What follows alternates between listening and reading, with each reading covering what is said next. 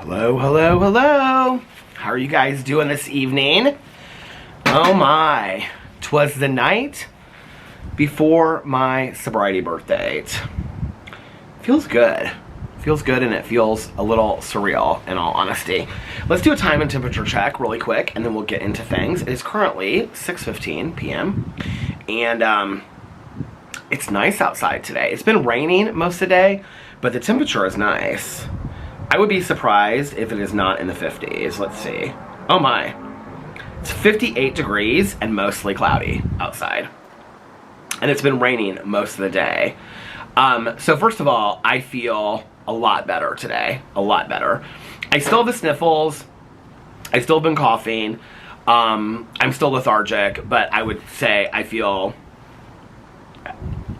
so much better than I felt yesterday. Like 50% better than I felt yesterday. And I was really worried because late last night, I just was not feeling great. And I was like, oh, because I really wanted to get back to filming some videos today. And so I was like, I'm not going to feel good tomorrow. And then I was worried. I was like, if I'm still not feeling good on Tuesday, like I'm not going to want to go to my meeting, you know, for my sobriety birthday and stuff like that. So I was like, please let me feel better tomorrow. So I woke up today and I did feel better. I was really stopped up when I woke up this morning. I was like, still have like, you know, my nose is running. You know what? I didn't bring any Kleenex out here with me. Oh well. But I feel much better than I did yesterday. I filmed 2 videos today. I was actually, when I woke up, I was like, I think I'm just going to do a drama video. Or I was going to just do my sister wives video and then my vlog. And then when I sat down to do my sister wives video, I was like, I think I'm going to do a drama video first. And so I filmed the drama video first and then the sister wives video because I watched Sister Wives last night and I took notes.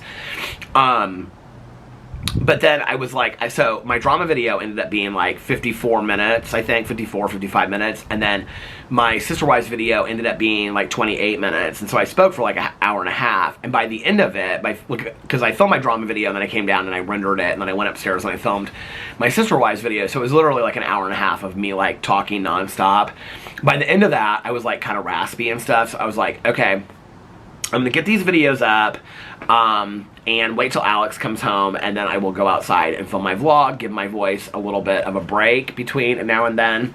So, so Alex came home, we hung out and kind of like talked for a little bit, checked in about our day, and then he went upstairs and he changed, put on comfy clothes. He's looking at TikToks right now, and I got both my drama video up and my Sister Wives video up, and so now I'm out here vlogging with you guys. And I'm really excited about this evening. I'm excited to do absolutely nothing.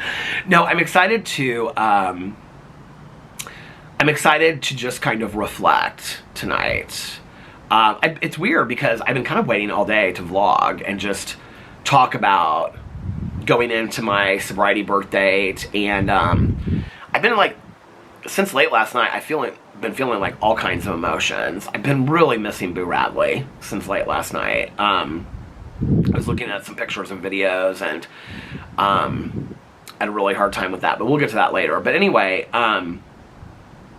so yeah, I've been excited to like sit down and like just like talk to you guys all day long about going into my sobriety birthday. And yeah, I don't have any huge plans tomorrow night. I think tomorrow I'm going to film, well, if I watch 1,000 Pound Sisters tonight, then I'm going to want to cover it tomorrow. And I love doing the TV videos anyway.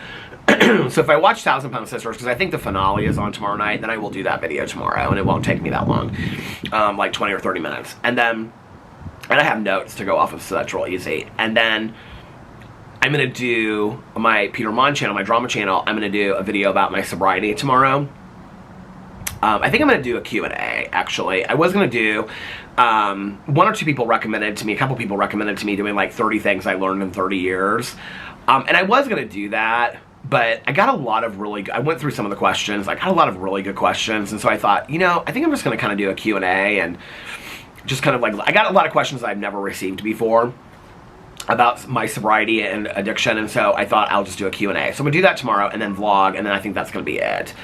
Unless for some reason I wake up early and I'm just like powering through and I feel physically a lot better. But in all honesty, by the end of the drama video and the Sister Wives video, I was like, okay, I'm done. Like, I gotta wait a while until I vlog because I could really feel it.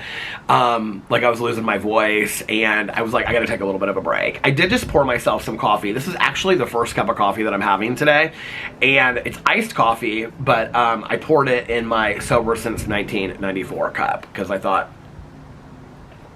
why not? And I just came out here and I cleaned this off the little like desk TV tray that you guys are on, and I cleaned my table off and all that kind of stuff, sprayed it down and cleaned it off. So let's light some candles first before we get into all of this. But tomorrow, my plan, I didn't trim these wicks. Do you ever try to like trim the wicks with a lighter and then it just doesn't work? Yeah, it's not working. Okay, so my plan for tomorrow, like I said, I mean, I may end up filming more videos. I probably will, because I always say, I'm just going to film like 2 videos, and I end up filming like 5 videos. Oh, that went out already. It's a little breezy out here tonight. It feels like early spring is what it feels like. But tomorrow, I'm going to get up, film a couple videos. I'm just going to kind of relax, too, you know, around the house. Tonight, and then after when I get home from my meeting tomorrow night, will be like when I reflect a lot, and listen to some, well, okay, so tomorrow what I'm going to do is, this car's coming like really slow down the street. This is so weird. And then I'm going to get ready after I get my videos up, and I'll like upload my vlog while I'm gone, and then my sponsor's coming to pick me up at 7. We're going to get coffee somewhere and then go to the meeting. And then after the meeting, we're going to go somewhere and eat. I have no idea. There's not a lot open on that side of town by the time that the meeting's over. It's like 2 or 3 places that are open, so we'll just go somewhere. I don't know. And then we'll have dinner, and then she'll bring me home, and then, yeah, and then I'll probably sit out tonight, like when midnight hits. Well, I'm going to read my Christmas Advent calendar books. I'm very excited about that. But when midnight hits tonight, so I've already made, I usually wait until the day of, but I've already made my goals for going into this next year, my sobriety. They're a little bit different because I didn't make it, I talked about this the other day, I didn't make as many goals as I usually do. I kind of stopped that the last couple years, but I think I have like 4, 5, or 6 goals. They're very specific goals, but they're like big goals. They're like big, huge goals of things that I really want to achieve, and they're things that I can achieve in the next year. That was the other thing, I think. In the past, when I would make goals, I can remember one year I had this notebook, and it was like, I called it something, I don't even know what I called it, but anyway, it was laughable. But it was like every section, I had like sections, like I had like savings goals, and I had like, you know, like, this was before I was on YouTube, I think. I had like physical goals, like, you know, what I was gonna run this, and I was gonna do that, and I was gonna lift I was all these goals, right? It was a little overwhelming, honestly. So I usually wait until the day of my sobriety to do those goals, but I've done those already.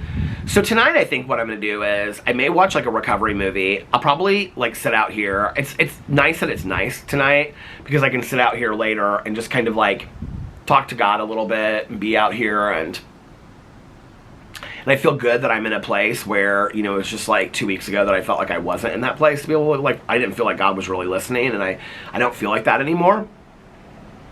And so, I do feel like God is listening, and so I'll probably just sit out here tonight, listen to some music. I might listen to a speaker lead online, somebody tell their story. I always get really inspired when I hear other people tell their story. And of course, watch some shows and stuff. Not a whole lot different than what I do most nights, but I will spend, you know, probably an hour just... Spirituality is, I don't really know how to explain, like, how it feels spiritual to me, to other people, but, like, just sitting out here, like, I'll turn off all the lights, and just sitting out here in the dark and just looking at the sky. There's not really, it's cloudy, you can't really see a lot of stars, but just sitting outside and just kind of, like, talking to God and, you know, remembering things from, like, the last 30 years. And, like, some significant things, a lot of which I've shared on here, a lot of things I've never talked about, things that happened before. I'll just kind of, like, live through it all, you know, think about the people that have really helped me here. My past 2 sponsors have since passed away. A lot of my friends that have passed away that I knew along the road of recovery. And I'll probably just kind of live in it a little bit, you know. And I do that, like, every year on my sobriety birthday. So I'll do that tonight. And then I'll probably go inside and read the Christmas books. I do plan on taking a nap tonight. Go inside, read the Christmas books, and then, yeah, and then watch some shows. So I'm excited about tomorrow. I mean, if I get up tomorrow and I don't want to film anything, then I won't film anything. I mean, I may get up and just be like, no, I'm going to be real selfish and just take this day to myself. But I really do. I liked a lot of the questions. I mean, I didn't read all the questions, but the questions I read, I liked the questions that I got, and I love talking about addiction and recovery, so I do want to make that video tomorrow, and of course I do want to vlog. So I don't know how long the vlog will be, but if I just do those two things, today I was going to show my walking pad. So this walking pad thing, okay. So even though I'm not feeling great, I've like been trying to be really like get a lot of stuff done around the house, because I kind of feel like when I am filming, you know, 5 to 7 videos a day, it doesn't give me the opportunity to like clean out my closet or do that. I mean, I try to do that stuff around then, but like those big projects, not big projects, but you know, projects that I have, like I don't necessarily get those done on those days. So the night before, I had like moved all my shorts to the basement and all my sweaters up into my closet. I got my closet all done, like all the clothes are in there, everything's organized, cleaned up the corner of my bedroom, got all that stuff, put, you know, blankets away and stuff like that. Oh, the other thing I want to do tomorrow is change the bedding as well, because I want to put the new comfort, the other Christmas comforter on that I bought. So I want to put that on tomorrow as well. I mean, if that has to wait till Wednesday, it has to wait till Wednesday. But I would kind of like to have a week, and a week from tomorrow is Christmas Eve, so I'd kind of like to have it on there for a week. But anyway, and the plaid one that we have on there now, we can use that in January or February, you know, and it's probably better when it's cold, because it is really warm at night. So I want to get the other comforter and other sheets on there. Okay, so the night before, I did all this stuff. Well, the box for the walking pad had kept on been sitting in the hallway, and it was like 6 feet tall, this box, and I hadn't opened it yet, and I was like, I gotta open the box. Well, I was kind of saving it to open on camera, and last night when I got done vlogging, I was rendering my vlog, and I was uploading it because we didn't really have any shows to watch last night. Alex came down here, and so I started watching the night before that No Good Deed. It's 8 parts on Netflix. I'll talk about the shows I watched in just a second. But anyway, but Alex came down after. I think that was, no. I was rendering my vlog. I was doing laundry. And so I was like, I was waiting for the vlog to render. It was over 2 hours last night. I didn't realize that vlog was so long last night. So it was 2 hours and 11 minutes. So it was taking forever to render. So I was like, I kept on looking at that box. I was like, because Alex was going to come downstairs and he was going to like heat up some food and stuff. And so I said, I was like, I'm just going to open this box now, this walking pad, because I don't want to get on camera and not like have any idea how to work this thing. And so I took it out of the box, took everything out, the instruction manual and everything. It's real simple, the one that I bought. Like, you literally just take it out of the box and it's ready. There's no assembly required or anything. The one thing that's interesting about it is that on the instruction manual and on the actual walking pad, which is, it's heavier than I thought it would be. I mean, it's not so heavy that you can't move it. Like, you can pick it up and move it around. And it's small enough that when the Christmas tree is down and I can move the chair out a little bit, it'll fit perfectly. I can turn it on its side and move it behind the chair that's up against the bookcase, and it'll be perfectly fine over there. Our dining room table is like kind of weird, and so like I'd have to move chairs out to move it under there. The couch is kind of low, and so it couldn't fit under the couch. But it would fit under most people's couches. I think it would fit under most people's, like, it would definitely fit under our bed upstairs. We had it in the bedroom. I mean, it's probably like this. It's probably like that big, like that thick. And then it has arms that fold down, and when you put them up, it feels like a real treadmill. I mean, maybe not the sturdiest treadmill in the world, but it feels like a real treadmill. So I like plugged it in and everything, because I just wanted to kind of see, like, make sure it worked and stuff, right? Because my plan was to make that video today, but I just had to stop because, like, you know, I was like losing my voice and stuff. So if I do that video, I'll do it on Thursday. I don't know if I'll show it or not. But anyway, so I like put it up. There was like very few parts to assemble this thing. It has like, when you put the arms are already on it. You just like unscrew the sides and move it up, and then you screw them back in like that. You have to do that every time that you would take it. It's like it takes literally like 20 seconds. It's real simple. And then the arms are up, and the arms are like it's like you can hold on to them, but it's also this thing that has like start, stop, and then it has this like yellow button on it, And then it has speed buttons, like you can go faster or slower. The display is at the bottom, actually, like on where you're walking. It's like at the edge, and it shows you how many steps you've walked, how fast you're walking, and how many miles you've walked. Maybe how many steps you've walked, how fast you're walking, and how many calories you burned is what it shows. I mean, it's pretty nice, and it was like $299. I think I got it. I got it really on sale. So I plug it in, I turn it on. I'm standing on it. It was hilarious, you guys. Because Alex is like upstairs in bed, and he's like watching TikToks, and he's like asking me questions as I do it. So I turn it on and I start it. And I'm like, okay, it won't start. I don't know how to start it. And I'm like, what did I do wrong? Because it's not like a malfunction. It's like I did something wrong. I know that, right? So I'm going over and I'm looking at all, like, in the bag, there's like this spray bottle that you get to, like, you know, in case it gets kind of like squeaky or whatever. And then there's like this red string thing that's called like a smart key or stop key or whatever that I've seen like on treadmills and stuff in gyms before. But I always never really knew what that was, so I didn't pay attention to it, just left it in the bag over there. And then there's like this remote. Well, I'd already like put the battery in the remote. The remote literally has play, stop, and the speed on it. That's it. It just has 4 buttons on it. So I get the remote because I'd started it like on the machine and it wouldn't start. So I was like, oh, maybe I need the remote. So I get on the remote and I stand on the walking pad again and I'm like, play, you know, start. And because it looks like a play button, and it wouldn't start. So at that point, I'm like, Alex says, what's wrong? And I'm like, this thing it won't work. I don't know what's going on. He's like, do you have it plugged in? I was like, yeah, I have it plugged in. You can see there's a big orange button at the end where it says on. I'm like, I have it on, it's plugged in. The display is on, everything's on, but it won't start. And I'm like, I don't know what's going on. So I go back through, and I'm like, and I have gone, I'm not somebody that goes through the instruction manual. Last night, I went through the instruction manual, because I was like, if you're going to use this thing, you need to know exactly how it works. So and the instructions weren't long. They were like 3 pages. And I went through the entire instructions, and I read everything. I was like, what did I do wrong? Like, I did everything exactly how it says. It tells you how to load the remote, stand on the walking pad, start the remote, blah, blah. Because if you use the remote, you can have, like, it down. If you have it up, it has like this little shelf thing that you can put your phone or like an iPad, and you can like watch an iPad while you're like walking on it, stuff like that. It's nice, but there's no like brand on there. Like on the instruction manual, on the box, on the walking pad itself, there's no brand. It doesn't say like Peter's walking pad or something, because I wanted to look it up and see like, does other people have problems? Because at this point, we're talking like a half an hour or something. This car is literally stopping right in front of our house. Oh, they did stop right in front of our house. Maybe it's book club tonight. Maybe we're getting a delivery. Oh no, they stopped and then they kept on moving. That was weird. Oh, they sped away.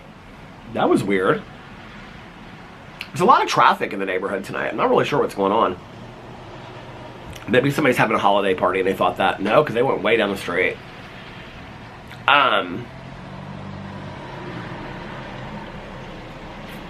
Anyway, what was I saying? Okay, so I had no clue what was going on. I was like so frustrated with this thing. Alex was like laughing upstairs. He was like, it can't be that hard to figure out. I go, then come down here and figure it out.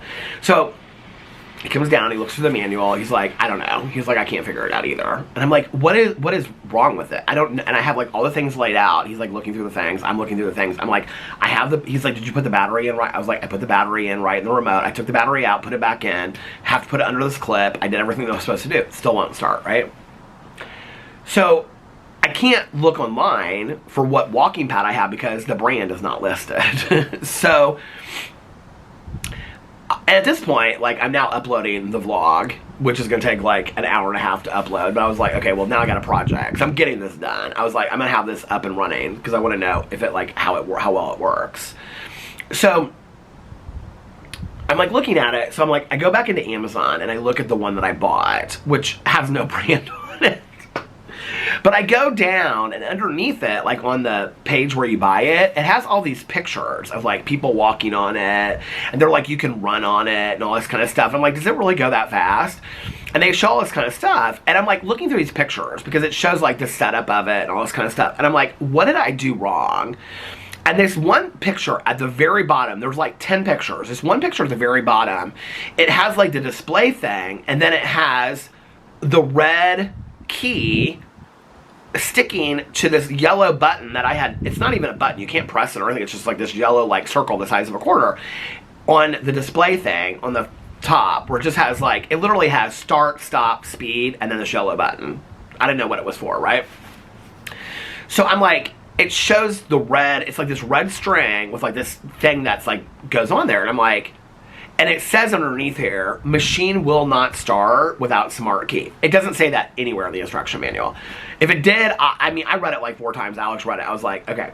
So I go through, and I'm like, pull out this key, you know, untangle it and all this kind of stuff. And I go over and I stand on the thing, and it's like this magnetic thing. It's like, you just like this quarter, like you put on this quarter thing, right? It starts like immediately.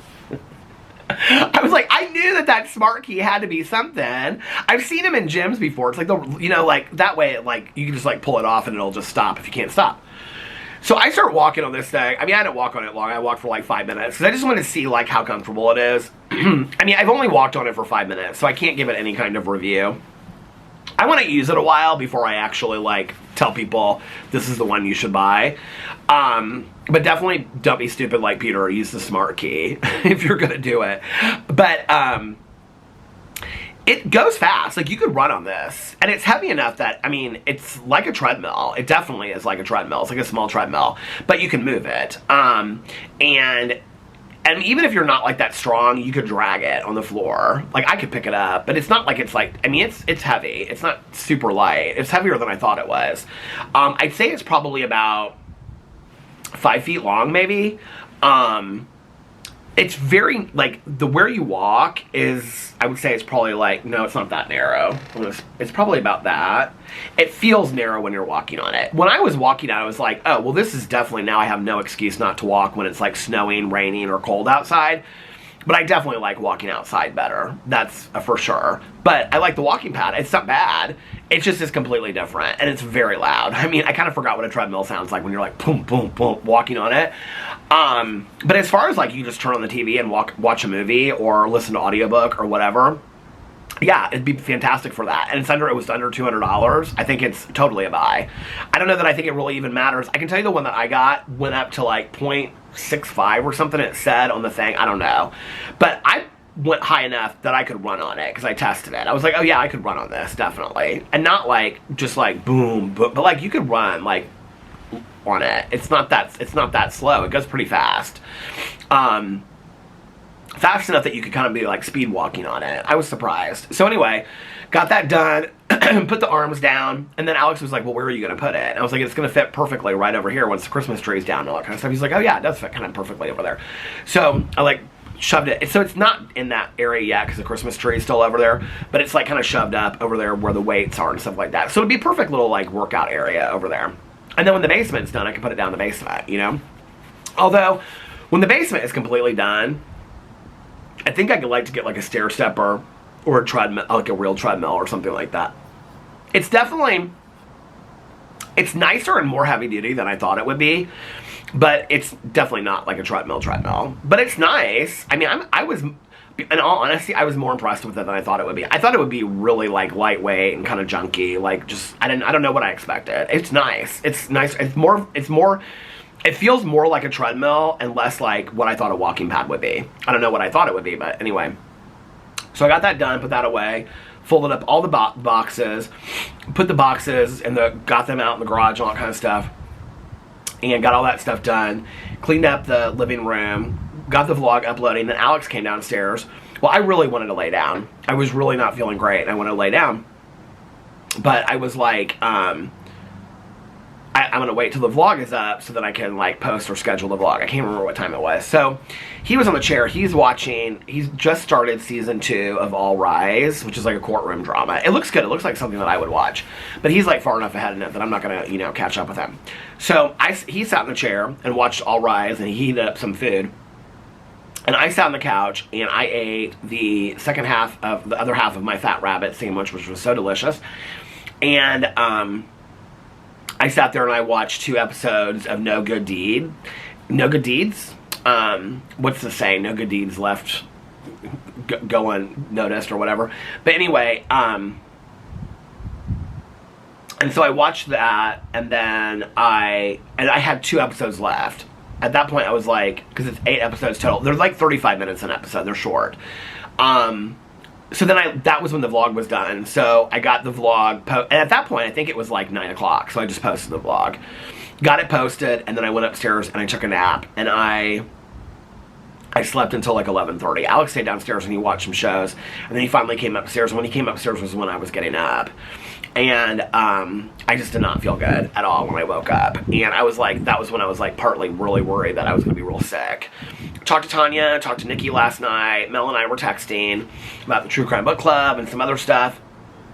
Talked to some other people, and when I came down here, and then I started reading. I bought some more sleep tea on Amazon. And I also, I bought an extension cord for, you will need that, I will say this. The cord on the walking pad, I don't know if of all walking pads, but on this walking pad, the cord is very short. It's like 2 feet. So I was like, I'm gonna need an extension cord. Well, the extension cords that we have, they don't have like the 3 things. Do you guys know what I'm talking about? Like the big like thing in the middle of it? I don't know what that's called. So I had to buy an extension cord. We have like 2, they're like the outside extension cords. We have 2 of them, but they're being used for other stuff. So I had to buy an extension cord, so I bought that on Amazon. I think it was supposed to come today. Didn't come. But anyway, oh well. So I bought the extension cord, I bought some tea on Amazon. And then I read the Christmas books last night, read some of the Maximum Ride books, looked up some of the James Patterson books, because I am going to do the Alex Cross read-along starting in, I was trying to figure out, okay, so the 34th book in the Alex Cross series comes out next October. It comes out October 25th, which means that if we start in January and we read 3 Alex Cross books a month, then by November we'll be completely caught up, and then we can, with including the newest one, will be like December. So and that in a year we'll have read the entire Alex Cross series, and then if I like it, or if anybody likes it, then we can go into January reading the other series, which is called the Women's Detective series, or we can read all the standalones or something like that. So I'm going to do that, or we can pick another author. So I'm going to do that. I'll do that video sometime this week just to get people prepared for that. But if you want to do that with me, the first 3 books are, the first one's Along Came a Spider, Kiss the Girls, and then I think it's Jack and Jill. Hide and Seek or Jack and Jill. You can look it up. It's the first 3 books in the Alex Cross series. And actually, if you want to read the paper versions on it, on Amazon they have all 3. They have like a digital copy. They have like a paperback set that you can buy if you want that for Christmas. But that is what I'm going to start doing in January. I've decided that Sue Grafton can wait. Because a lot of people have said to me, they're like, oh, I love the Sue Grafton novels. I read all the Sue Grafton novels. I'm like, a lot of people have already read them. And I know a lot of people have read the James Patterson ones too. But between the James Patterson and the Sue Grafton, I'm more excited about the James Patterson. So I'm going to pick something that I want to read. So yeah, so that's going to be in January. But anyway, I read some of that last night. Oh, listen to my audiobook. I'm not done with my audiobook yet. I have like 15 minutes left. Because I should have listened to it while I was doing that walking pad thing, but I just didn't even think about it. So I listened to some of that book last night, and then when I got done with the books, I watched Sister Wives and took notes on Sister Wives. Got that done, and then I I watched Sister Wives, and then I lit the candles and did all that, and then I read the Christmas books. So I got a late start on the Christmas books last night. And then Nikki and I talked again after the Christmas books, and we just shredded those books.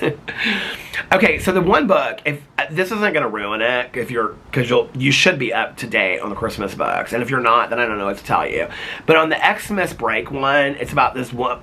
She goes to visit her sister with her boyfriend, and then there's all these people, and the brother-in-law comes inside, and he's got like a head injury, and and she's like, I know it'll fix that. No, we shouldn't call the police. We'll make hot chocolate. It's so dumb.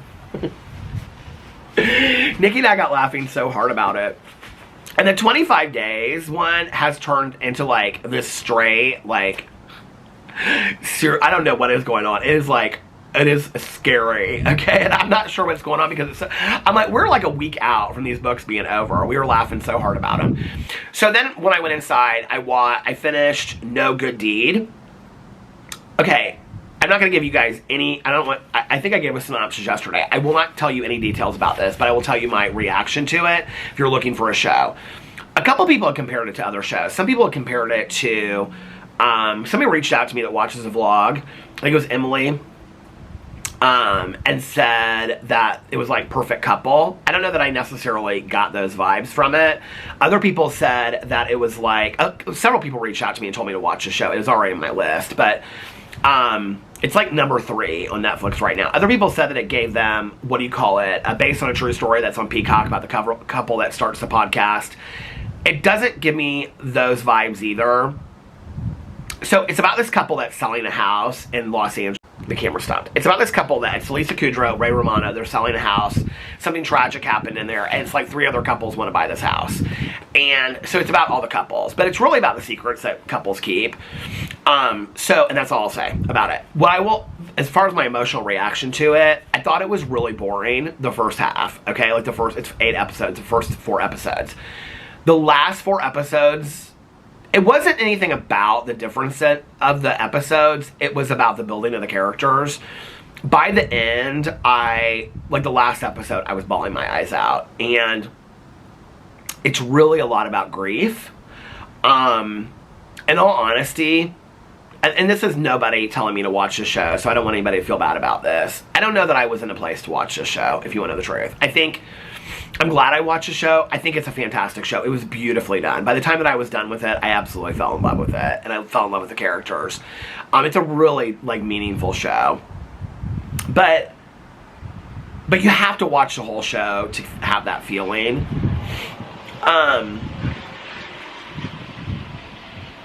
It's not about a loss of a pet. I just want to say that. The grief that... I mean, it's several people talking about grief in different ways. It's nothing about that. But... I was really, I think because the most recent grief that I've experienced is with Boo. When I got done with it, I started looking at pictures and videos of Boo Radley, and I was talking to Alex about, like, names of dogs and stuff like that. I think one of the reasons why,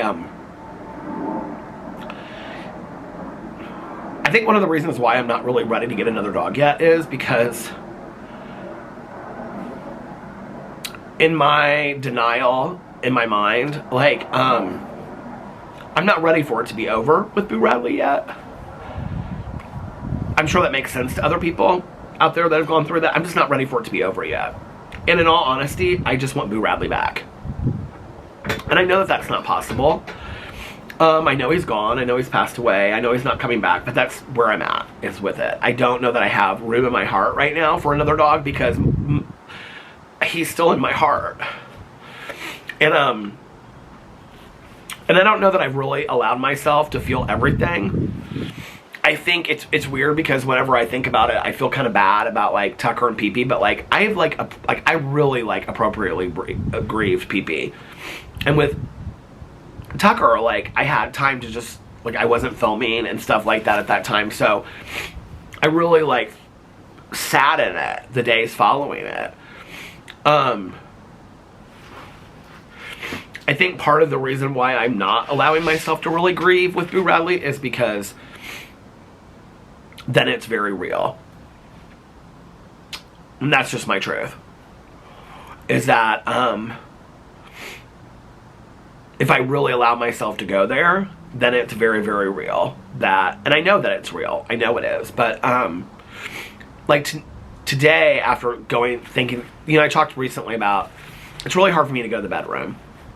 Because I associate the bedroom with Boo Radley being up there. And I was watching this video last night, and,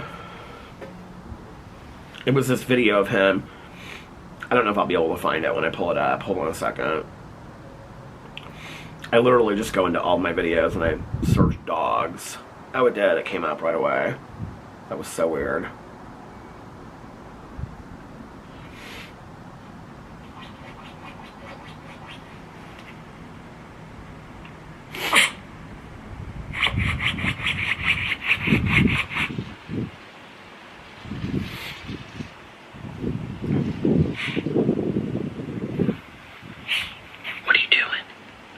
Find your spot? You did?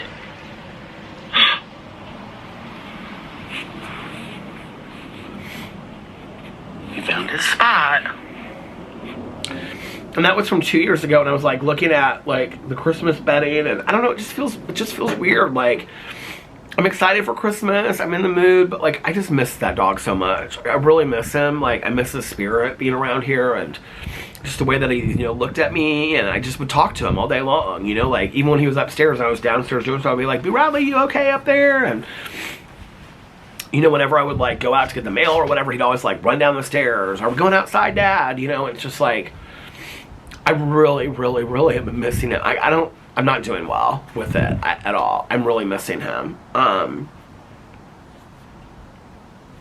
I think part of why I stopped talking kind of about it on here was I think that I know that people are like, talk about what you want to talk about, but I don't know that every day that I want to turn on a video and listen to somebody talk about it. You know what I mean? So I don't know. And I don't really have the words to explain how I feel. I just miss the shit out of that dog. I just miss him. And I think the reason why I can't really go to thinking about getting another dog yet is because the pure truth is I'm not over Boo Radley yet. I'm not ready for him to be gone, but I don't have a choice in that. So I don't know, I'm just kind of coming to terms with it, you know? But anyway, so I just kind of sat there last night, I watched some videos and looked at some pictures and stuff, and you know, it's weird, like when Boo was alive, like throughout the night when I would watch TV shows and stuff, I would walk upstairs and check on him and take him outside, and you know, Alex would be sleeping. I go upstairs to the bedroom 3 or 4 times a night, you know, and just lay on the bed with him and be like, what's going on, Boo Radley? You know, in his little purple bed and stuff like that. I hardly ever go up to the bedroom, you know, at night now when I'm watching my shows. When I'm downstairs, I'm downstairs. Alex is asleep upstairs, you know, it's like, I just don't go up there once Alex is asleep and I've come down here to watch my shows. I don't know, and then today, when I was sitting at the computer before Alex got home and I was uploading the videos, it felt really, really quiet in here in the house. And it's the first day, and I think it's because of me like reflecting on it last night, it's the first day in a while that I've really thought about it. I don't know, I just don't kind of let myself go there very often. I don't know, I just don't. But, so last night I looked at those pictures, I watched those videos, I just kind of sat there and allowed myself to cry. Last night I did allow myself to go there. I just kind of sat and let myself cry for a little bit and just kind of feel it. Because I was like, you know, Peter, that's what got you through stuff with your mom, is that you would just like, you would sit in it and allow yourself to just feel it for a little bit. Feel it. And so I did do that last night. But most days I don't. I don't know what it is. It's not like, it's not this refusal. I don't know how to explain it. It's not like I say to myself, okay, it's not like I say to myself, you're not going to feel this, you're not going to look at, it's like, I don't know, I just can't go, it's like there's a barrier there. I have no idea how to explain it. It's just, I don't go there. I just don't.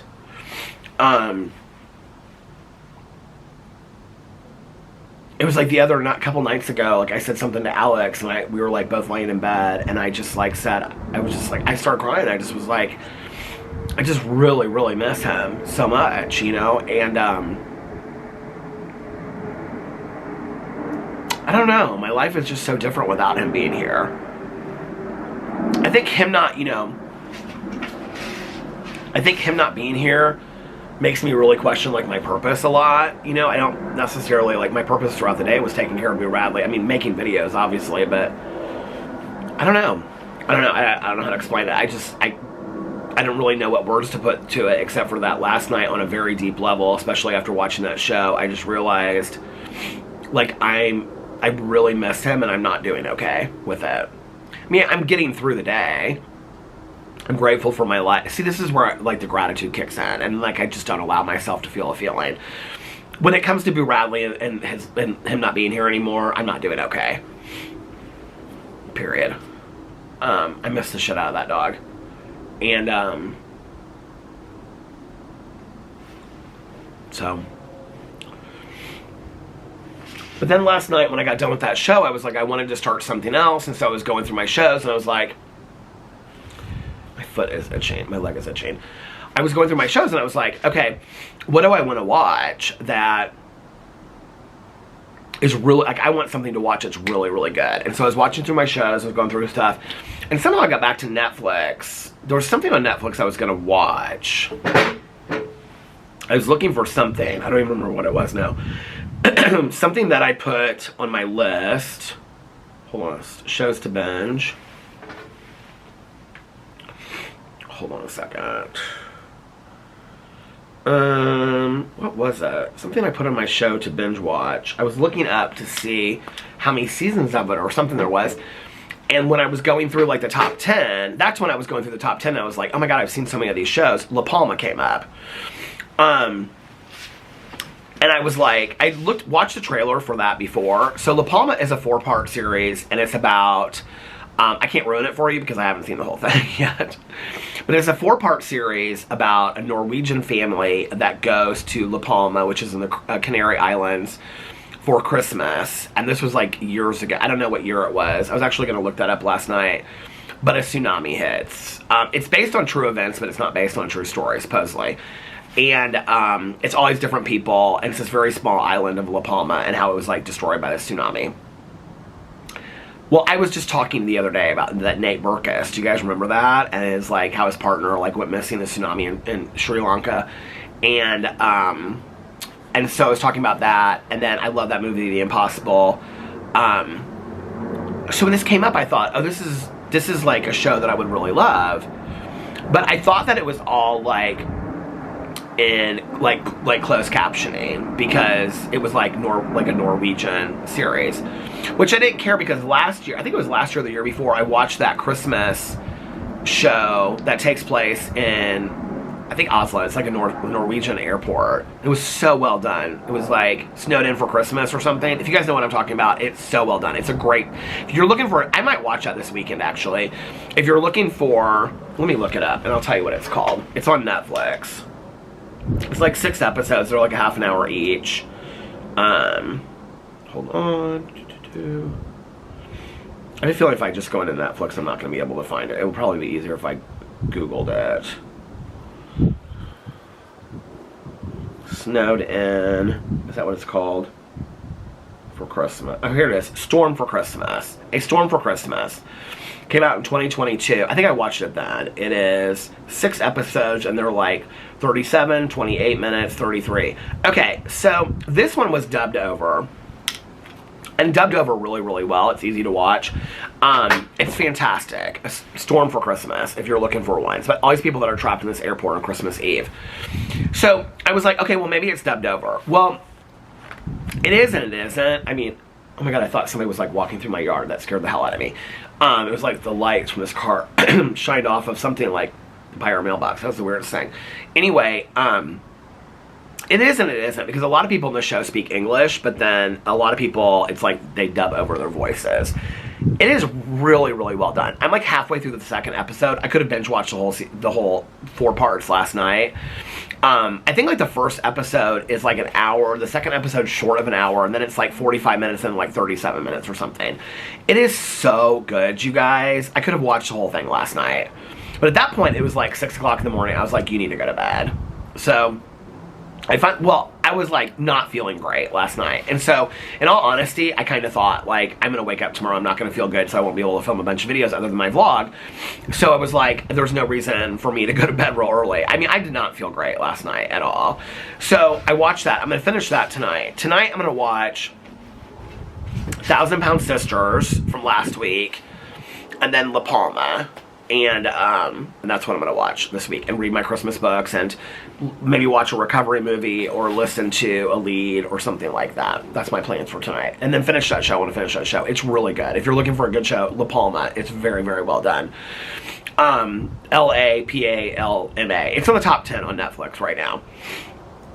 So much better than I thought it would be. I mean, I wish it was 10 parts. It's only 4 parts. So, it feels like a movie. It doesn't feel like, I mean, TV series today feel like movies. So, I don't know what I'm going to watch after I finish that, but that is really, really good. Has anybody watched that cartoon on Netflix called This Christmas? That's something I want to watch. So then I went to bed last night. I had a hard time falling asleep last night, or this morning when I went to bed. I had a hard time falling asleep. And, in fact, I wasn't asleep by the time that Alex left for work. He, like, got up, went and got ready, like, clothes and stuff. And so he came over and gave me a kiss goodbye. And it must have been, like, somewhere in the next hour that I fell asleep. Because I was, like, I kept on looking at the clock. And I couldn't fall asleep. And I just kind of, like, laid there. And I was like, I don't... so over this not falling asleep thing. And I wouldn't take a nap, except for that I sleep so well during my naps that I need to be getting some sleep. And so I don't even know what time I fell asleep. Like, probably 8:30, something like that, this morning. And I laid there for like 2.5 hours and couldn't fall asleep. I just tossed and turned, tossed and turned. I've been hot the last couple nights, so I actually turned the heat down to like 69 when I came upstairs last night. So it wasn't super hot in the bedroom. But, yeah. Lit all the candles last night. It was real cozy. So tonight, it's weird. It's 7:01 right now. So I'm 5 hours away from midnight. You know, it's like the whole time leading up, I'm like, if I should make it to December 17th, you know? And we say that because we don't borrow time in recovery, but it's weird because I mean, that's something that I believe in, that you have for today. So, you know, it is what it is. But I also say that, like, I feel, I've never been like, I know I'll be sober 35 years, because, especially the older I've gotten, because I've known people that have been like 21 years sober, 25 years sober, that have gone back out there and started using again. I know that sounds crazy, but I have known a few. I mean, more than one or two. I mean, I've known probably 10 people that have had 20 to 30 years of sobriety that have gone back out there and started using again. I mean, I can't even imagine, in all honesty, like, at 20 to 30 years sober, just one day being like, I mean, you've lived your entire... I'm not talking about people that, like, just stopped one day. I'm talking about people that have, like, been actively involved in a 12-step program, counseling, therapy, sponsored people for, and that's just the way that I do it. I mean, there's, you know, hundreds of different ways to get sober, but I can't imagine doing all that for 20 or 30 years and then one day just being like, F it, I'm out, you know, like, I'm going back to using again. I think that why that story is important for me from those people, though, is it's important for me to remember that I am that close away from the next drink or drug, that it could happen to me. Something could happen. You know, it's interesting, like, some of the questions I got that people ask me, like after the accident, after my mom's death, after this, after, you know, did you think about using? Like, with my mom, I remember, like, that was the last thing that my mom wanted, was for me to pick up. It's weird because I can remember, like, all my years of sobriety before that, thinking to myself, if something happened to my mom or dad or my stepmom, or, like, that would be a no-brainer. Like, I would pick up right away. But then when it came down to my mom being sick,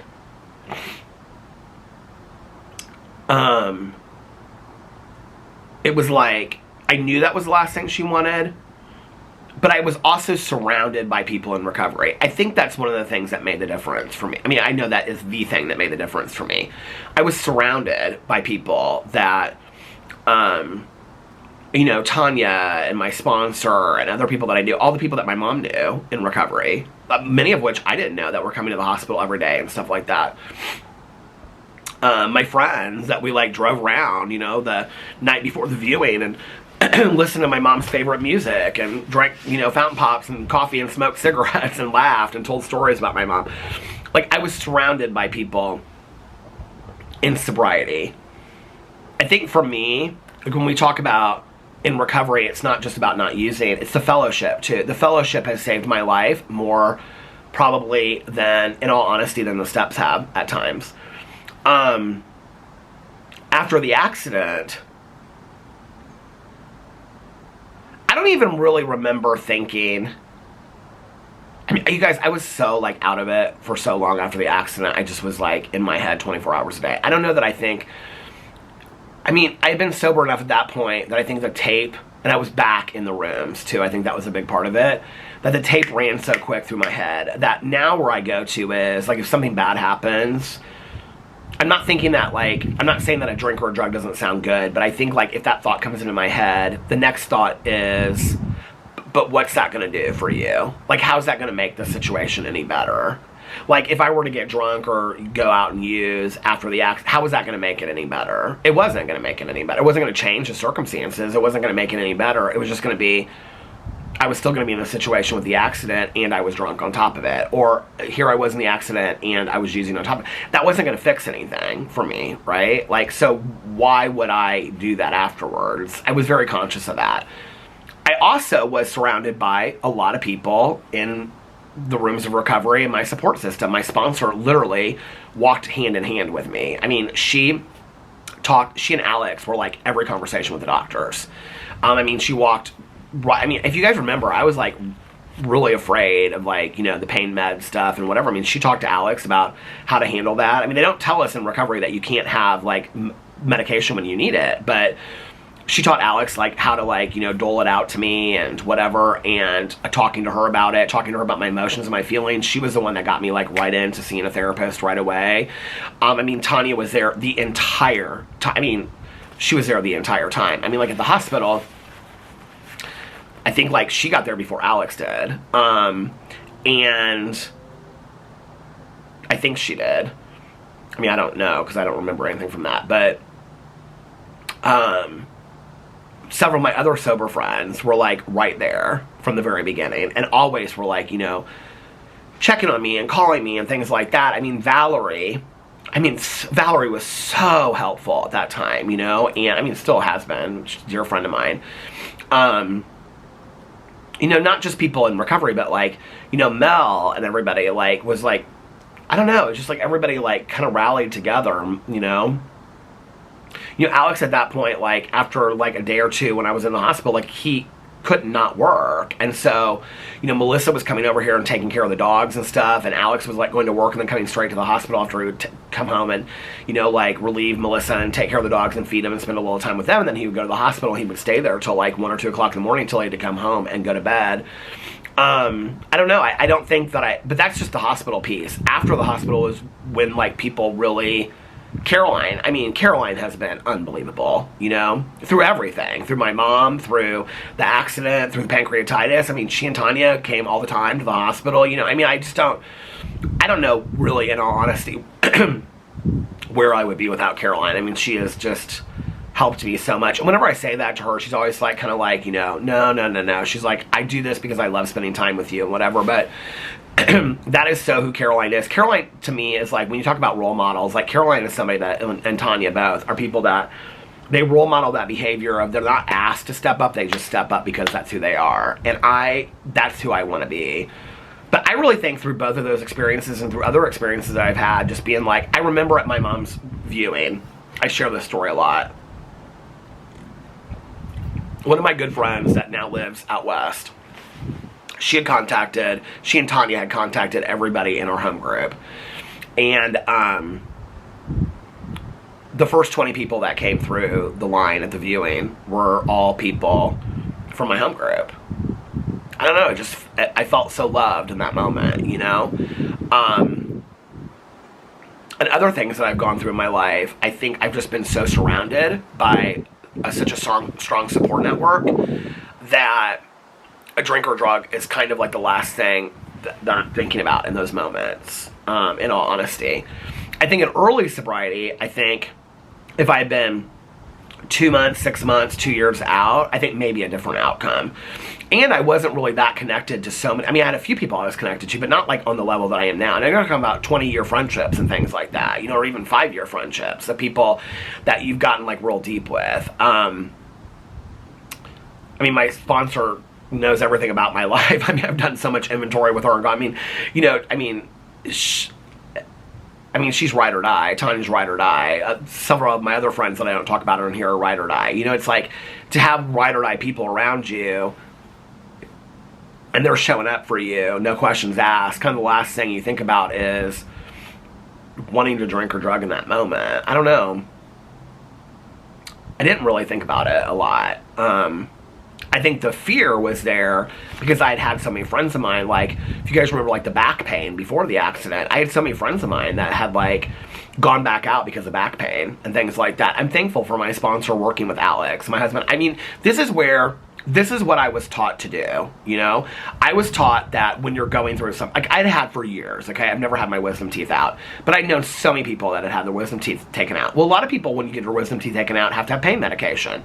Just because you're in sobriety and you're in a 12-step program doesn't mean that you can't have pain medication. I think that's one of the biggest misconceptions, is that, I mean, I've had people with 40 years of sobriety look at me and say that. Like, when it's appropriate and a doctor prescribes it, you can take it, but you take it as prescribed, right? Like, we don't play pharmacist. I've had so many friends of mine say that, like, or had to go and get their wisdom teeth taken out. And then they'll, like, give their wives or their partners or whatever, their siblings or parents, you know, or whoever, their pain medication, and then when the pain's gone, they flush the medication. They don't take it anymore.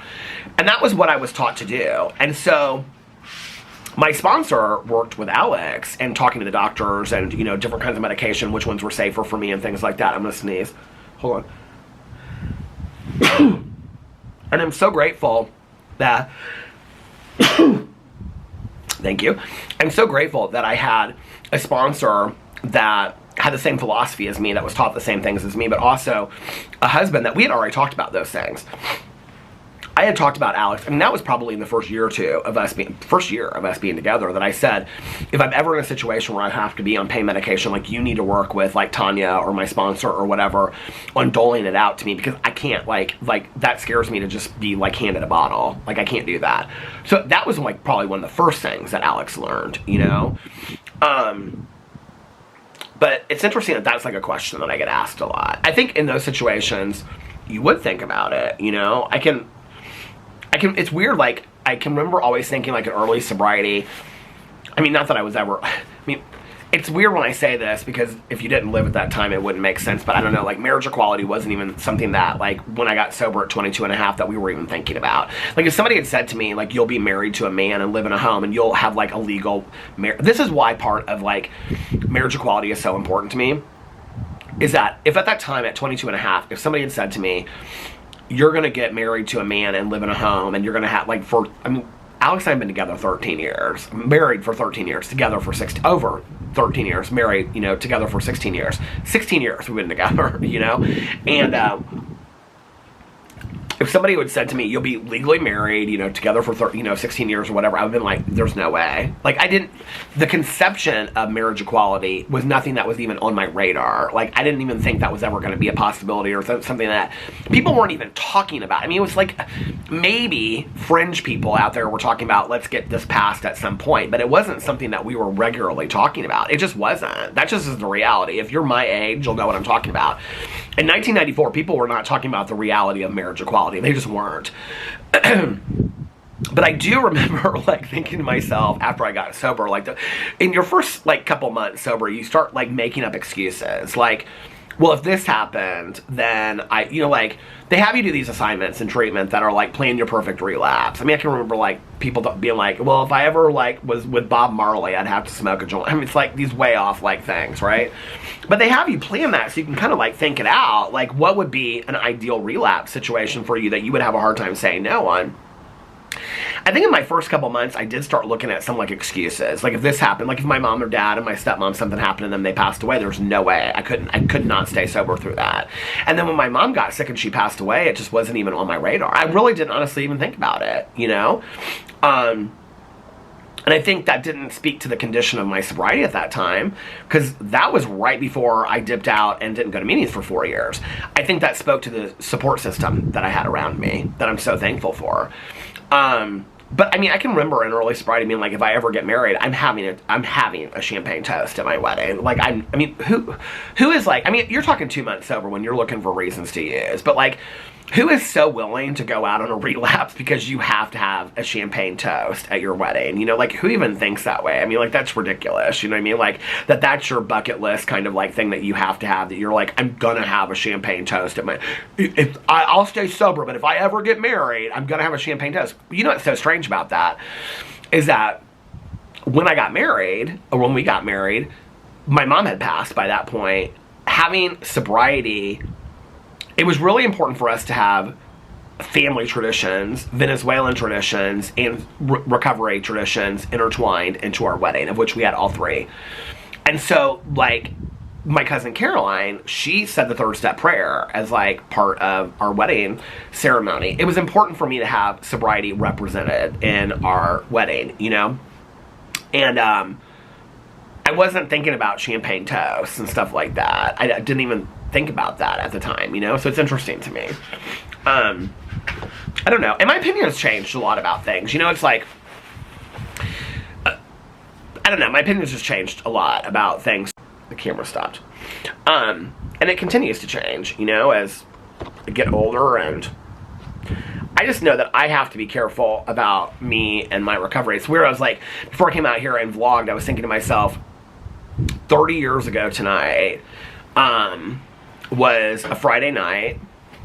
And I remember that I ended up, I don't know if this was my plan or not, but I ended up at the Vogue in Indianapolis, which still exists. And I was there for, like, I feel like it was like a drag pageant or something. I can't remember what it was. Or like, must have been like a Christmas drag show or something. I don't know, but it's not a gay bar. But they used to have, like, I thought it was originally for years. I thought I got sober on a Monday and it was a Sunday was my last night because there was a gay night there called Boing. Then a couple years ago, somebody looked it up and they pointed out to me that it was a Friday night. I actually looked up last night. I was trying to look and see what event was at the Vogue, because I know that that's where I was. I can see myself there. I was like, what was going on at the Vogue? That I don't know what it was. I think it was like some special Christmas drag show or like Miss Gay Indiana or something. I don't know what it was. But, oh my God, my nose is starting to itch like crazy. But at this point, at this time, 7/16, you know, 30 years ago, I was probably at home getting ready, drinking, using, just to get myself normal to meet up. And I remember I met up with a couple people that night. It was weird because I remember not meeting up. I remember like who was there. And I had like a group of people that I ran around with. I don't know why I wasn't with that group that night. I have no clue. I don't know what was going on that night that I wasn't with them, but I don't remember them being there. I remember my friend from elementary, junior high, high school, college, graduate school, whatever. I remember her being there. And she was with the guy that I ended up being my first boyfriend out of treatment that I didn't know. I met him that night. And she was with him, and I remember her introducing me to him. And then this guy that I had dated before, Jack, that's since passed away, Jack was there. And Jack kind of like took care of me that night, like when we were out. I don't remember. Maybe that was why I wasn't with my regular group of friends, because they like were not friends with Jack. Like it was completely two different groups. And but I can kind of see myself like running all over the Vogue with Jack that night. At some point I was like out in the alley.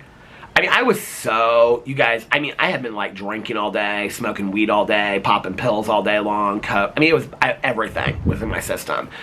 At some point, I have a very vague memory of being in the alley. There's an alley right outside the Vogue that goes from like the front of the Vogue to the parking lot behind it. And I was in the alley smoking crack with somebody. I remember that. And I don't know who that person was. And then I remember going to Jack's house, which was like in Fountain Square, which is like past downtown. I don't know how I got there. And Jack was like furious with me.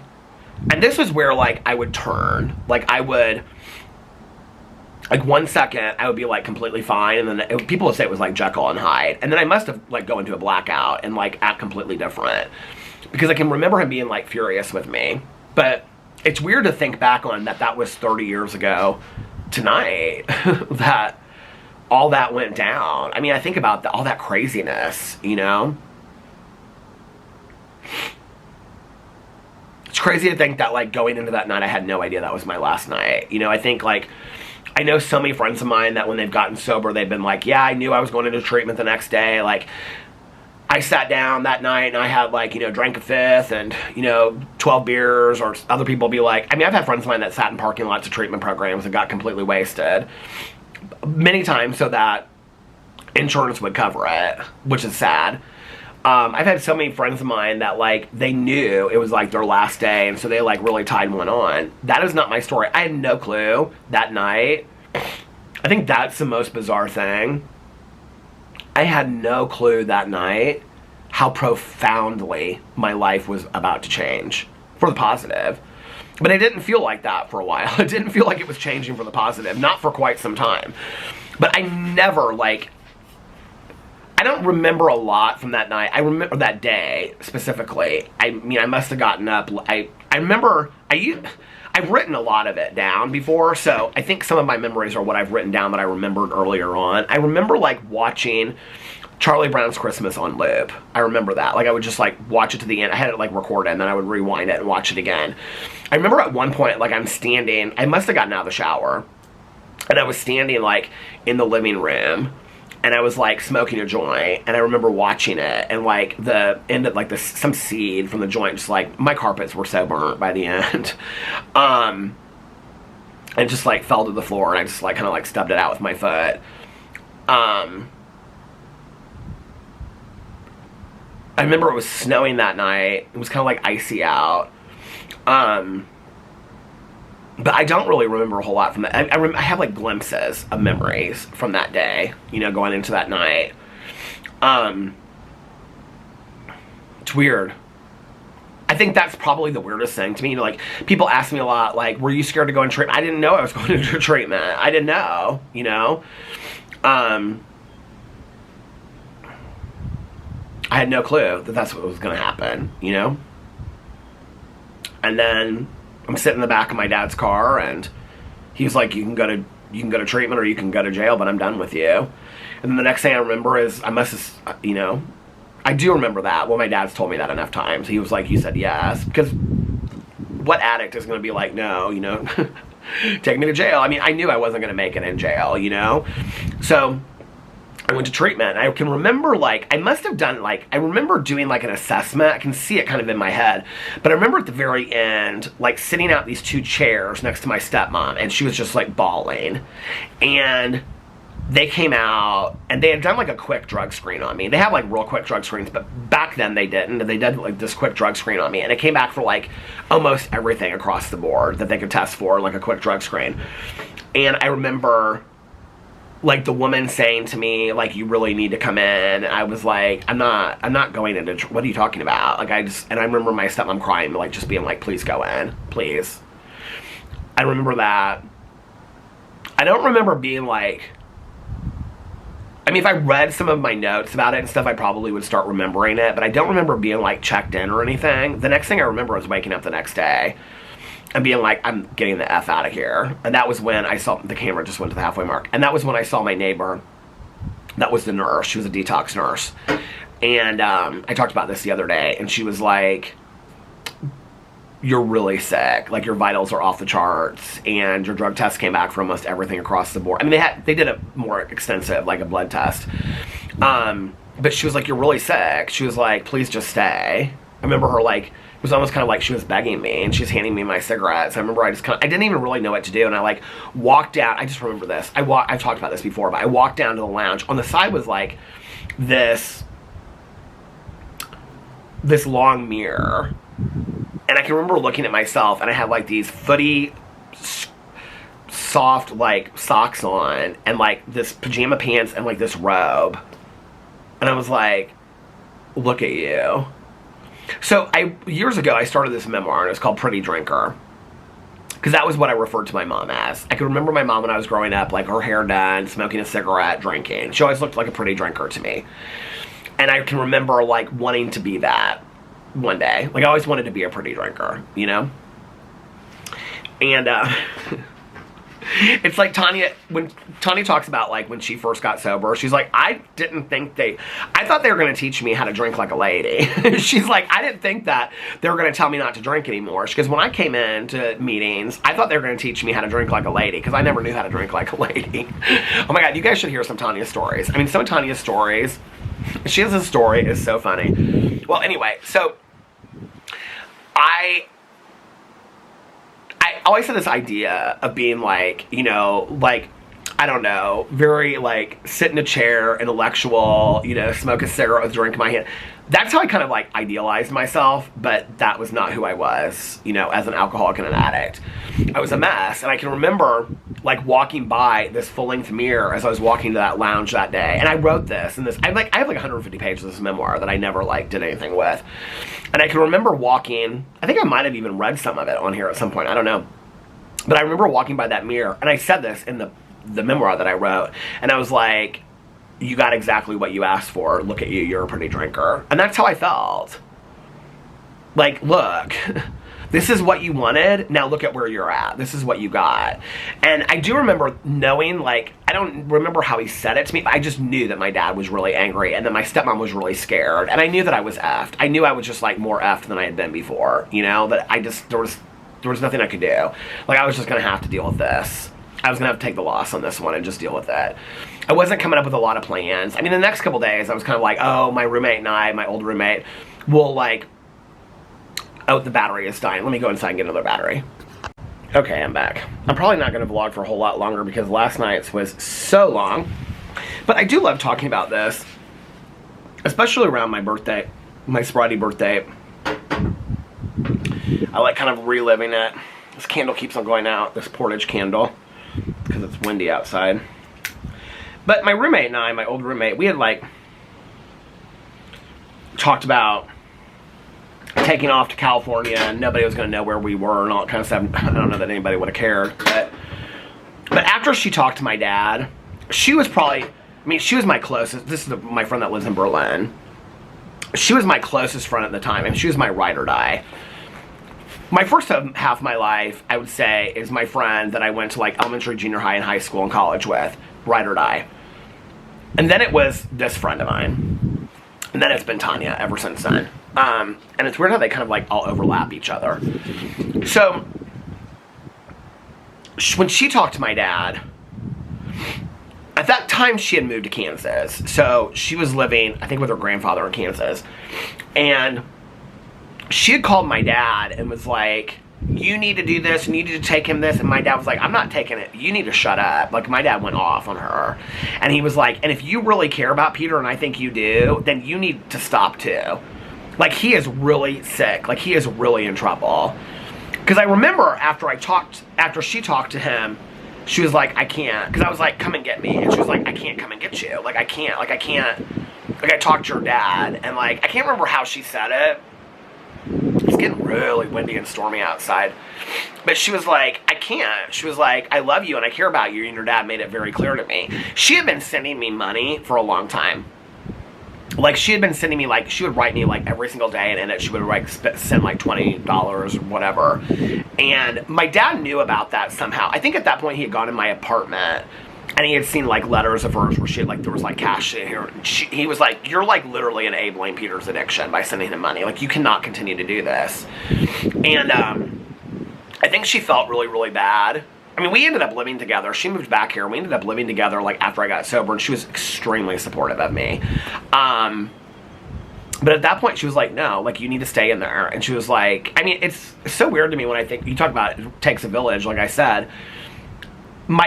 So my doctor at that point had told my dad to call the people that were closest to me and tell them that if you really care about Peter, stay the fuck away. And so they did. And a couple of them even told me that. And had called my mom and said, don't pick up the phone because Peter will try to, like, manipulate you to get him to take him out of treatment, blah, blah, whatever, or tell you how bad it is and whatever. I called my mom, she just hang up the phone. And that was also, I mean, that was literally at the epitome. Like, that was at the epitome. That was at, like, the highest of my mom's addiction. It was when she was in the house, boxing stuff up to move, and she was drinking every night, and her, like, depression was off the charts, and she just felt like her life was falling apart, and I was in treatment, you know? And she's like, she told me later, like, you know, she felt like the worst parent in the entire world, you know?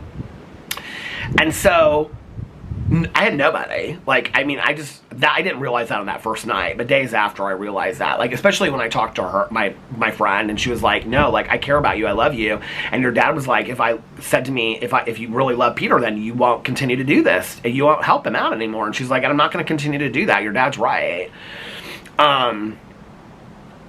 And I'm thankful that I had enough people in my life that at that point, like even my 2 friends that came to visit me on like Christmas Day, like the 2 guys that I was friends with that I partied with a lot. I mean, they said to me, like, I mean, we partied a lot together. And I'll never forget my one friend looking at me. We talked years ago and it was like no time had gone by. It was so good talking to him.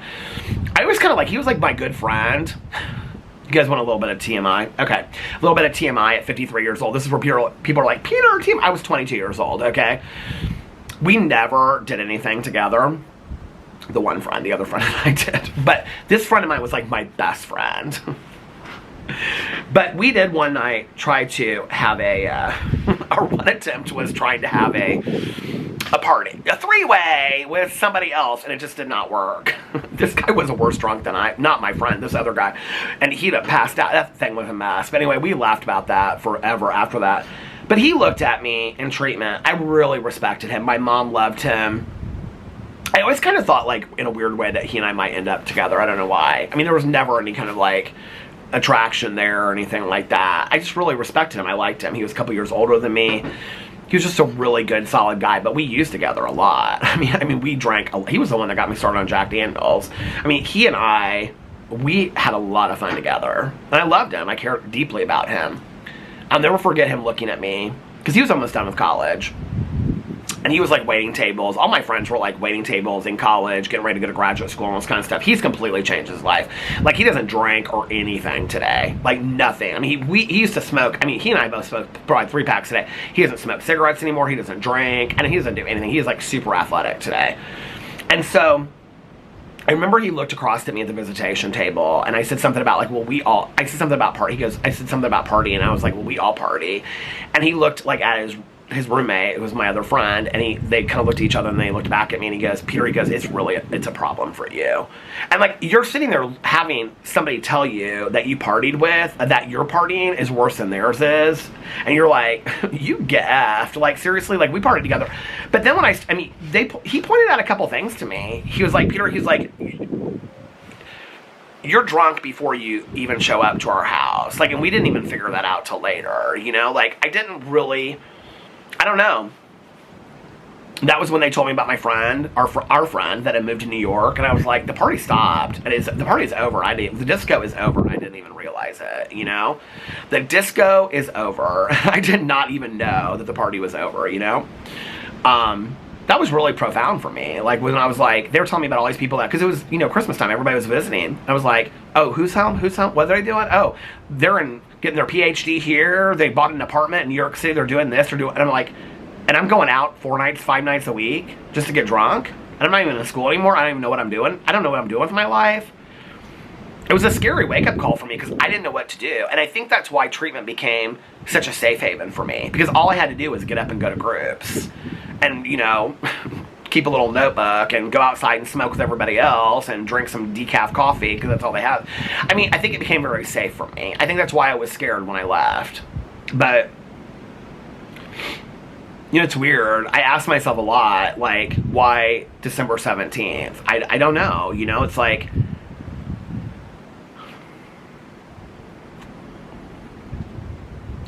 you know, I get asked a lot. I got asked this question by a couple people, like, do you think people have to have the desire to quit using? It's an interesting question because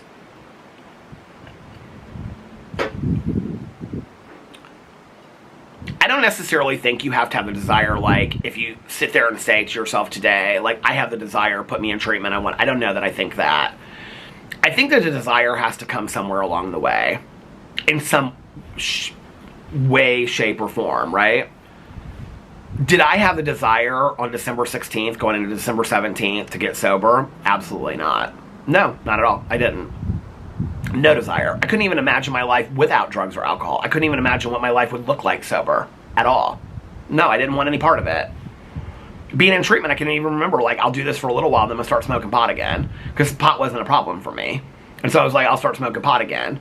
But then I was like, well, you'll start smoking pot and then you'll start drinking because one thing led to another and whatever. But I was like, no. I'm not doing this thing forever. I'm not doing this thing. This is why they say one day at a time, because you get in your head and you start thinking forever. Forever would have effed me, okay, when I first got sober. So, did I have the desire to get clean and sober when I first went into treatment, or that night, December 16th, going, no, not at all. I had no desire to get sober at all. But after I was in treatment, and I sat there for a while, and I realized that my good thinking got me where I was, and I realized that all my plans had turned to shit, and that all these things I thought I could control in my life, where I could stop whenever I wanted to, that I had tried to stop so many times and that hadn't worked.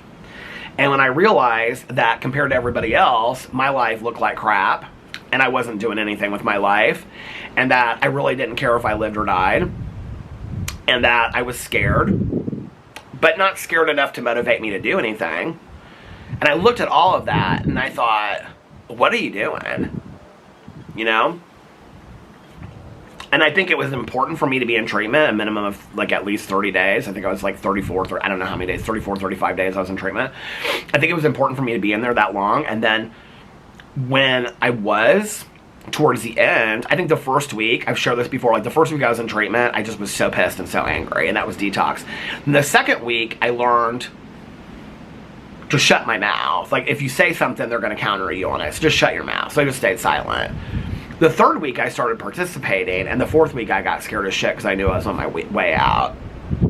That's how it worked for me. I think the fifth week was when I left. So I just kind of had to go through those motions, you know?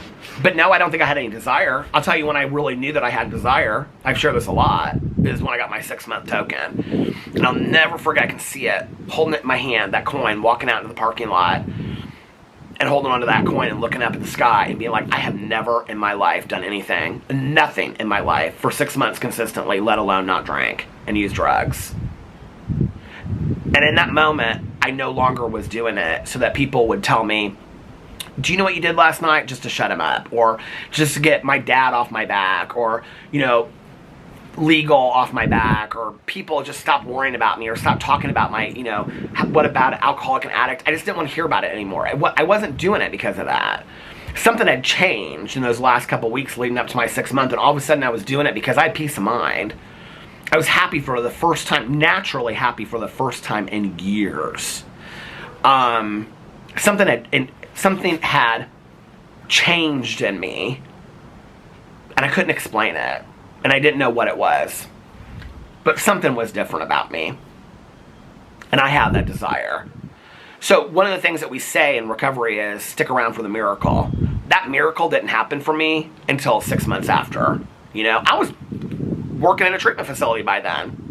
I still didn't have the miracle. That miracle did not happen to me until I had that 6-month coin in my hand and I walked out, 6 months sober, and I walked out. This is where we talk about people at 3 months, you know, they're running programs and getting PhDs and doing all, no, I wasn't doing all that.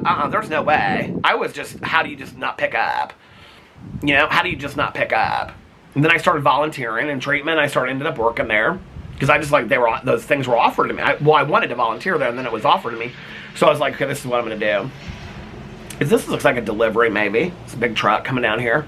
I got like 3 deliveries coming. So I got Caroline's present, Alex's presents, and some stuff from some Amazon stuff. But anyway,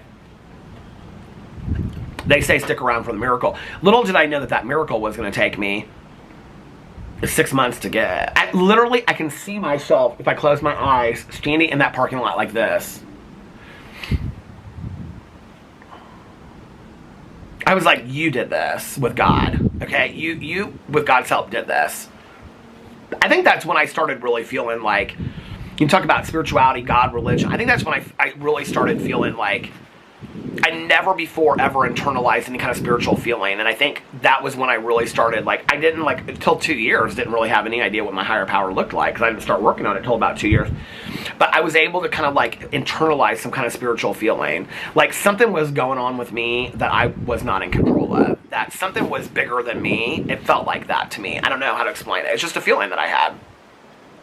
And I felt joy, and I felt happiness. You know, we talk about being happy, joyous, and free. For the first time, I felt happy, joyous, and free. And it wasn't that I just felt it one day. It was that I had felt it consistently for a while. And I could look at that and say, well, I feel happy, joyous, and free, and it's not connected to a drink. And it's not connected to a drug.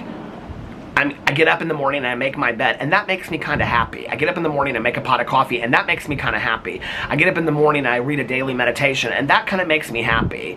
You know, I get up in the morning and I call my sponsor, and that kind of makes me happy. I go to a meeting and people say hi, and that kind of makes me happy. It was all these small, simple things that before that, I could not do that. If you had told me a year before that, you making a pot of coffee and a new coffee pot that your dad brought, I'll never forget that new coffee pot that my dad made me. That I think it was red. Your dad buys you a new coffee pot, and that a year before, I would have been like, what? That is so corny. Why? A coffee pot? Somebody handed me going to a meeting and me getting a cup of coffee in a styrofoam cup, which to this day means so much to me, because it meant hope to me at that point. Someone wanted to give me something for free. They didn't want something from me. If somebody was handing me a cup of coffee, you could go into a kitchen, somebody would trust you in a kitchen, okay, to get a free cup of coffee and a cookie, and they weren't asking for anything in return. They weren't asking for no money. They were just a cup of coffee. That's all. Now, I go to a lot of meetings today where you do have to pay for a cup of coffee and things like that, because some of those meetings don't have a lot of money. But when I first started going to meetings and there was like free cups of coffee, and I was like, and I got no money in my pocket. I had no money in my pocket, you know, none. And they weren't asking for anybody. I can remember going to meetings and be like, do you have to pay for this? Like, you know, like, I don't know. It just offered such hope to me. So when I could stand there and I could look and be like, I have been happy for a while. I've been consistently happy for at least a couple days or weeks. And that happiness is related to not using. That peace of mind is related to not using. And I can directly say it's because nobody's checking in on me or yelling at me, or I didn't do something that pissed somebody off or whatever. That's directly related, and that's not happening because I'm not using. Then this not using shit does work. It's simple. You know, talk about being a simple program for complicated people. We complicate this stuff. That's real simple for me. Okay, that's simple math. The problem is, I think what happens is, you don't just, this is where I say people get like real addicted to that early feeling. It's like, after a while, you know, you start getting your relationships back in your life, your family back. You get a job, you know, you want to go back to school, you know, like I did. And you get romantic relationships. And all of a sudden, you start having what everybody else had. But you got to still keep up with that sobriety side. Like, I mean, I had to do that.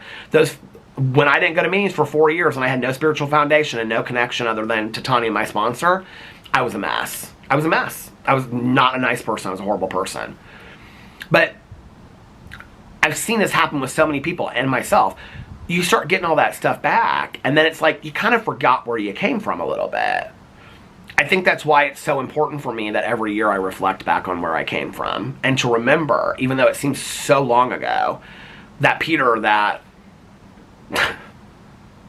if you had told him at this hour, 7:43, 30 years ago tonight, that tomorrow morning you're going to wake up in a treatment facility and 30 years from now you'll be sober, I'd say, you can get fucked, Peter.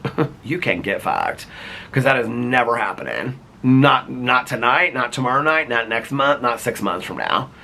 I will die going out. I'd have been one of those people that they were lighting joints and putting on their grave and pouring alcohol into the ground. I was going to be that person. And now I think that's a joke when they do that, but that's just me. But I thought I was going to be that person. Let's have one more shot for Peter, you know? I thought that would be me. So 30 years ago, right now, if you had told me this is what my life would have looked like 30 years from now, I couldn't even conceptualize it. On New Year's Eve when I read the book and it said, you know, join some of us as we trudge the road of happy destiny. I did not even know what happy destiny was. I didn't even know. I just knew I was tired. I was tired. I was worn out. I didn't even know when I went into treatment that I wasn't happy. I don't even think I knew when I went into treatment that I was tired, okay? But it was a lot of work to keep all that up. It was a lot of work. If you're out there right now and you're drinking and you're using, it's a lot of fucking work, okay? It's also a lot of work to keep things looking so that people aren't constantly worried about you, which is what you want, you know? I don't know. People talk about, cries for help. I wasn't doing a whole lot of cries for help at that time. I was doing a whole lot of like, let's not cry for help. Let's not get anybody to notice us so that we can keep on doing what we're doing. That's just my story. I don't know. But I didn't want people in my business. I didn't, So when I went into treatment, did I have a desire? No. I didn't want to be there. It was the easiest of a couple different options. Did I know that I wasn't happy? No. Did I know that I was sick and tired? No. I think it took a couple days. I think it just kind of like came over me, And then you go through the grief of what your life used to look like. That's over. That's why you can't think about forever at that time. I couldn't think about forever. If somebody come to me and said, for the rest of your life, you are never... I'd be like, what? What? I mean, I can think about some of the things I used. You guys, we want to sit here and talk about, everyone wants to talk about, we're in this world today, and I think drugs are horrible, and drugs are part of my story, all right? And then, we talk about, we call them outside issues and things like that. Drugs are a huge part of my story. And I've talked a lot about, the reason I didn't use heroin was because it was never, offered to me. I would have used it. I have friends of mine that are they have used so many substances out there, it scares me that I don't even know how they're still alive, right? But when I think about, this is so cheap, okay? But when I think about how fine a cold bottle of Miller Genuine Draft tasted back in the day, oh my God, I could put a 24 case down like nobody's business. How fine that was. Alcohol is one of the most insidious drugs, and we do not talk about it, I loved to drink. I loved to drink. I tell people this all the time. People always ask me, they're like, do you sponsor people? That's interesting. I always get that question. If you're part of a 12-step program, you sponsor people. It's just part of it, It's not my story to share people that I work with. That's theirs to share, not mine, But it's like, one of the things I share with like people that are like newer is that I think to not feel the shame. I'm not sitting here today sober because I hated alcohol. I'm sitting here sober because I loved alcohol. I loved what it did for me. Sometimes I love the taste of. I love the taste of a good Jack and Coke or a shot of Jack. I loved it. I didn't love the smell of pot, but I loved smoking it. I love the feeling of all of that. It just was muting me. It was giving me no future. And quite honestly, like my dad said, it was killing me. I didn't even have enough recognition to know that at the time that it was killing me. But it was killing me. Maybe quicker than I thought it was. And like people say there was no giggle left in the bottle. There was still some giggle left in the bottle. There was maybe an hour, half an hour a day of giggle left in the bottle for me at the end. I loved to drink. I love to drink. And alcohol is one of the most insidious drugs on the face of our earth. If people cannot, if you have a problem with alcohol, period, it is. It destroys families, it destroys relationships, it destroys jobs, it destroys careers paths, it destroys people, it mutes you, it destroys everything about you. And we minimize it compared to other things. And I'm a believer that a drug is a drug is a drug. I was a garbage pail user. I had to put anything in my system that worked. But overall, the one constant was alcohol. I loved alcohol. It just didn't work for me anymore. I had friends of mine that could go out and they could drink. Some of them drank, I wouldn't say as much as me, but similar to me. Didn't cause them any problems at all, ever. Never got arrested, never had family members that were upset with them, never went home with the wrong people. Seriously. For me, for some reason, it was like every time I drank, something happened, But it wasn't because I didn't like alcohol. I loved it. Sometimes I didn't like the taste of it, but, after a while, I did love the taste of it. I loved how it made me feel. I loved what it did for me until it didn't anymore,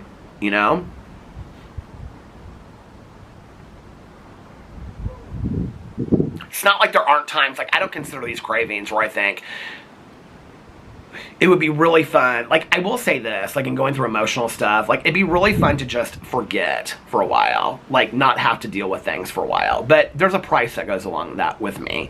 Like, if I forget for a day instead of working through things because I, like, just want to zone out, like, how everybody else can just be like, oh, I'm going to get drunk or I'm going to do this or whatever. Like, that forgetting for me, like, there's a price that comes along with that. I'm not the person that can do that. And neither are a lot of my friends and millions of alcoholics and addicts out there that are in sobriety. That forgetting comes with a price. It doesn't mean that I don't have days in my life where I just wish I could just, like, have a couple drinks, eat a pill, smoke a joint, and just fade out. It doesn't mean that I don't still have that in me. That's still there. That doesn't go away. I don't necessarily even consider those cravings today. I work through them that quick. You know, that doesn't really go away. I don't think it happens as much as it happened in early sobriety. It hardly ever happens to me anymore. But are there times that that happens? Yeah, but it's not the times that you would think it is. It isn't. It's not, I mean, it isn't. It's like when my mom passed away, that wasn't really one of those times. I mean, maybe in like going to the hospital every day or something like that, but it was just like, I don't know. I think that's one of the misconceptions is people that are sober hated alcohol or hate alcohol and despise it. Alcohol sitting there, or a pound of marijuana sitting there, or cocaine, pound of cocaine, or a bag of pills is not bad. It's what you do with it. It's what your addiction does with it. It's hard for me because, like, so many people will be like, I hate the disease of addiction. And I get where they're coming from. I do too. It's taken a lot of friends of mine. It's taken a lot of people in my life that I've known. I mean, tons of people that I know have died from addiction. It's also given me a life, like my old sponsor used to say, it's given me a life beyond my wildest dreams. I don't know what my life would look like today if I wasn't sober. If I'd never, 30 years ago, been introduced to sobriety. I don't know. It wouldn't look like this. And I'm grateful that it looks like this. So, I am grateful. And so when people talk about being a grateful recovering alcoholic or addict, I am a grateful recovering alcoholic and addict. I don't say it that way, but I am. And I'm grateful for being an alcoholic and an addict because it's taught me a lot. It's been a long road.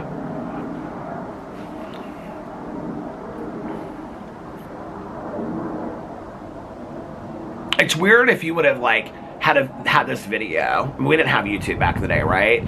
But if like that night, it's so weird to think like that night going out 30 years ago tonight, before I went into treatment the next morning, if you would have shown me this video and been like, this is going to be you in 30 years, I'd have been like, you're crazy.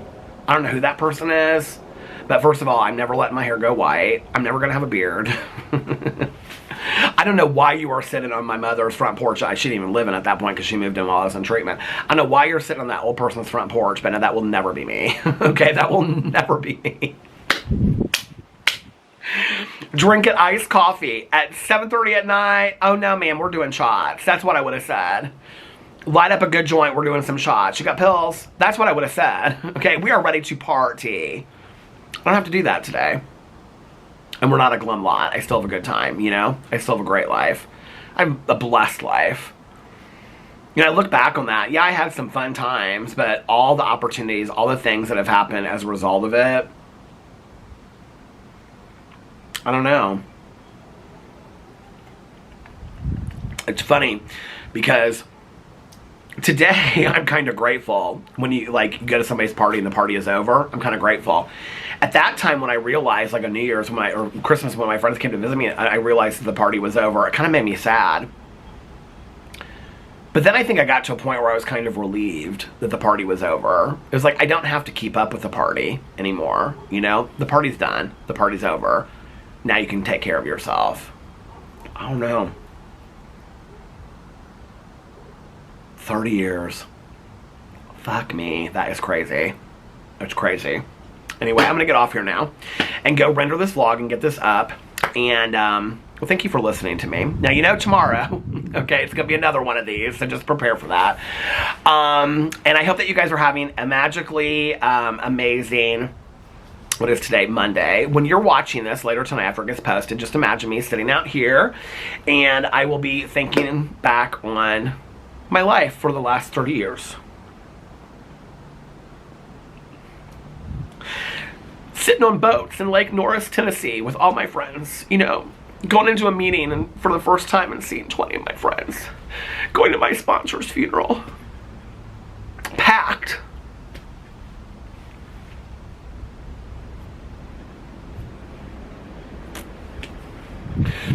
Getting married, starting YouTube, having the dogs, driving around with Tanya Jean, having fountain pops. All of it. It's been just so amazing. Anyway, okay, before I get myself all worked up, because we can save that for later, imagine me tonight when you're watching this vlog, sitting out here, having a moment. I love you guys. If nobody else is, I hope you're having a magically amazing Monday. If nobody else has told you this today, I love you guys, and I will see you tomorrow. Bye. Love ya.